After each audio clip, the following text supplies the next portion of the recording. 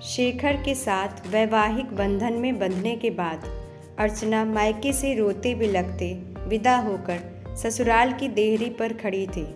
कभी घूंघट की ओर से शेखर को देखती तो कभी दरवाजे के अंदर देखने की कोशिश कर रही थी। अंदर से कुछ आवाज़ों को सुनने के सिवा वो कुछ भी समझ नहीं पा रही थी। उसे ये तो पता था कि शेखर की माँ नहीं है, यानी वो सास बिना ससुराल में जाने वाली है। काफ़ी देर के बाद भी कोई गृह प्रवेश के लिए नहीं आया तो उसने शेखर की तरफ आशा भरी नज़रों से देखा, क्योंकि वो खुद भी काफ़ी थकान महसूस कर रही थी। शेखर ने शायद अर्चना की नज़रों की भाषा पढ़ ली थी। वो अपनी छोटी बहन को बुलाकर लाया और उसके कान में कुछ कहा। थोड़ी देर में बहन कुछ औरतों के साथ लेकर आई और अर्चना का गृह प्रवेश करवाया। आगे भी कुछ रस्में हुई। इन सब के बीच अर्चना तो ये समझ ही गई कि सास बिना ससुराल का मतलब है बवाल। धीरे धीरे सारे रिश्तेदार चले गए। कोई अपनापन दिखाता तो कोई बेगानापन।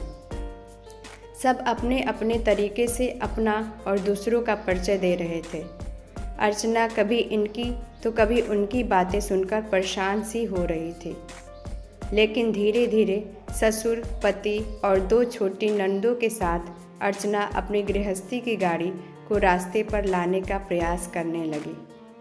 पति का प्यार, ससुर का दुलार और छोटी ननद का स्नेह अर्चना को कब अल्हड़ लड़की से जिम्मेदार गृहिणी बना दिया, वो खुद भी नहीं समझ पा रही थी। पर इनकी सब चीज़ों के बीच उसके दिल में एक चीज़ की कसक रहा करती थी कि उसकी भी सास होती।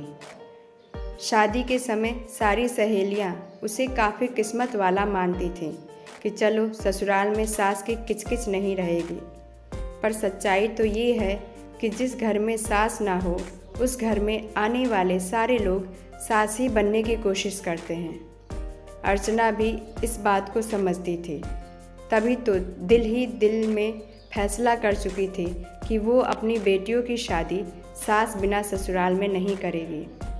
दोस्तों, कुछ रिश्ते नमक जैसे होते हैं। सास का भी रिश्ता कुछ इसी तरह का है। ससुराल का हर सुख बिन सास के फीका ही स्वाद देता है।